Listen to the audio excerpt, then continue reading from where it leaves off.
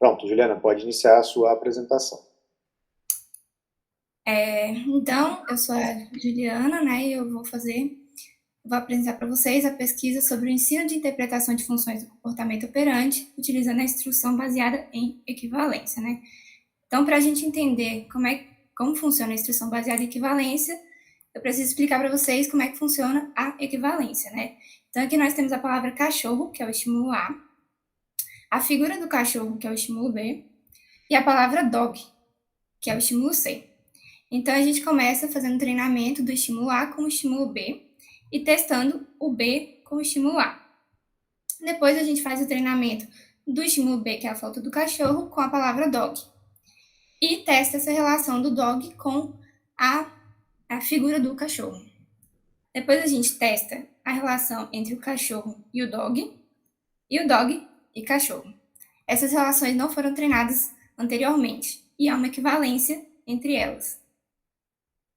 Albright et al., 2016, eles fizeram uma pesquisa utilizando o rótulo textual ou o nome do conceito, a descrição, representação gráfica e vinheta clínica. Então, como pré-teste, eles utilizaram o teste oral, o teste escrito e o teste de computador Matthew Sample, utilizando o Matthew Sample, né?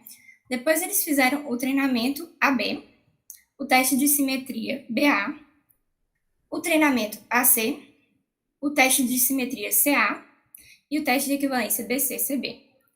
Depois fizeram o treinamento do BD e o teste de simetria DB e o de equivalência AD, DA, CD, DC. O pós-teste, muito parecido com o pré-teste, só trocaram a ordem, então é o do computador, MTS, o teste oral e o teste escrito. O de manutenção era o teste oral e o teste escrito. Acerca dos resultados, eles tiveram bons resultados, né? Um índice de aprendizagem considerável. Então, o objetivo do presente trabalho será avaliar o efeito do procedimento de instrução baseada em equivalência sobre a aprendizagem de funções comportamentais com alunos brasileiros que estão na graduação. Para tanto, a presente pesquisa consistirá em uma replicação de Albright et al. 2016, com adaptações no procedimento, de forma a utilizar ferramentas gratuitas e de fácil acesso, e a pesquisa será em português e com estudantes da graduação de psicologia. Método. Foram ao todo 3 participantes, né? No local, por estarmos vivendo a pandemia, a gente realizou a pesquisa de forma remota. E os materiais eram o computador da pesquisadora e o do participante e o Wi-Fi. Os recursos utilizados na pesquisa foi o Google Meet, o Google Docs, o Google Forms e o site WordWall. As classes e os estímulos, né? Como classes, a gente usou a classe 1, que é a atenção, a classe 2, fuga, classe 3, acesso a tangível e classe 4, reforço automático. Já os estímulos foram o estímulo A, rótulo textual e nome do conceito, descrição, como o estímulo B, o estímulo C é a representação gráfica e o estímulo D, a vinheta clínica. Então, a gente usou muito parecido agora com o do Albright, né? Então, temos o rótulo, que é a atenção, a descrição de um comportamento mantido por atenção. Então, o comportamento ocorre durante período de diminuição na interação social, uma representação gráfica do comportamento mantido por atenção e uma vinheta clínica também do comportamento mantido por atenção. Então, a Ava está jogando no quarto ao lado do irmão. Ela ouve o irmão chorar. Quando ela entra no quarto, ele para de chorar imediatamente. A Ava sai do quarto, seu irmão começa a chorar novamente. Né? Procedimento. Então, nós tivemos 4 momentos da pesquisa, né? O primeiro momento foi a assinatura do termo de consentimento livre esclarecido. Depois foi realizado o pré-teste escrito. Depois o treino AB, que é o treino do rótulo e da descrição, e o teste BA, que é a descrição rótulo. No segundo momento, foi feito o treino AC, que é o rótulo gráfico. O teste CA, que é o gráfico rótulo, e o teste de equivalência BC-CB, né, das relações de descrição e gráfico. No terceiro momento, foi feito o treino BD, que é a descrição e a vinheta clínica. E o teste DB, que é a vinheta clínica e a descrição. E o teste de equivalência AD, DA, CD, DC, que são das relações rótulo, vinheta clínica e rótulo, vinheta clínica e gráfico. No quarto momento, foi realizado o pós-teste e a pesquisa de validade social. Esse quarto momento foi o único momento que não foi acompanhado pela pesquisadora. Eles puderam fazer sem esse acompanhamento, porque como tinha pesquisa de validade social, seria interessante que eles fizessem essa pesquisa, né, que é uma pesquisa de satisfação, de forma mais isolada, né, que eles pudessem responder o que eles realmente estavam achando. Então, acerca do pré-teste. Eram 45 minutos o tempo máximo de realização do pré-teste. Ele era composto por 20 questões e essas foram as relações treinadas. Aqui a gente tem a ilustração, né? Ele foi feito no Forms, no Google Forms, e aí a ilustração da tela. Então aqui a gente tem um preenchimento automático que a plataforma faz do e-mail, que aí eu apaguei. Aqui o rótulo, né, que é a atenção, e as opções de descrição a serem marcadas.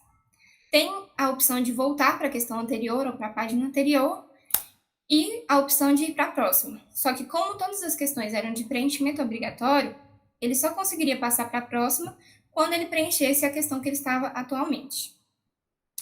Bom, o treino AB, que era o treino do rótulo textual e da descrição, assim que os participantes clicavam no link, essa era a página que aparecia do site WordWall. Todos os treinos foram feitos nesse mesmo formato. Então, tinha o campo de digitar o nome. Esse lembra-se de mim, era um campo que se marcasse toda vez que ele entra no WordWall já vem o nome dele. E o começar. Assim que ele clica em começar, e, enfim, no nome a gente sempre pedia para colocar, por exemplo, José 1, para indicar o número da tentativa que estava sendo feita no momento. Então, José 1, José 2, José 3 e assim vai. Né? Então, assim que eles clicam em começar, nós temos essa é a tela que abre, né? Então, tem uma breve explicação de como, uma breve instrução e o botão começar. Então, essa era a tela que aparecia ao começar, tinha o tempo, o número de acertos e aqui o número de questões feitas e o total das questões, né? Então, aqui a gente tem o rótulo, né? Que é o nome do conceito e as opções de descrição para que ele marcasse. O feedback ele era feito de forma automática pelo site WordWall. Então, quando o feedback era de acerto, essa era a página que aparecia para o participante. E quando o feedback era de erro, ele aparecia qual foi a questão marcada, que foi marcada errada, e qual seria a correta no momento. O critério dessas fases de treinamento foi de 100%. Eles poderiam fazer, assim que eles fizessem 100% em 2 tentativas, eles já poderiam fazer o teste no próximo. A partir da terceira tentativa, atingiu 100, podia passar para o teste. O máximo que a gente estabeleceu foi de 5 vezes por dia esse treinamento, e ele poderia realizar em 2 dias, ou seja, um máximo de 10 tentativas. Do contrário, ele seria desligado da pesquisa. Sobre o teste BA, que é o teste de descrição e rótulo textual, né? Essa foi a base também de todos os testes utilizados mais para frente, né? Então, nós temos o preenchimento automático da plataforma, do e-mail, também um campo para digitar o e-mail, e a opção de 1 a 4 para o participante marcar, que é justamente para a gente ver qual é a tentativa sendo realizada no momento. Então, aqui nós temos uma descrição e as opções de rótulo, o nome do conceito, para que ele marcasse. O critério de todas as fases de teste era de 92%, ou seja, 18 acertos de 20 questões. Se fosse preciso aplicar um teste corretivo, ele voltava para a fase anterior, que é o treino, e depois repetia o teste, né? E não houve feedback nessas fases de teste. Acerca do treino AC, né, que é o rótulo textual e o gráfico, né, feito de forma similar à outra, né, então aqui nós temos reforço automático, né, que é o rótulo, e as opções de gráfico a serem marcadas. O teste CA, que é gráfico e rótulo textual, nós temos aqui o gráfico e as opções de nome do conceito. Teste BC-CB, que é a descrição gráfica, né, dessas relações. Nós temos aqui a descrição e o gráfico, as opções de gráfico a serem marcadas. O treino BD, descrição e vinheta clínica.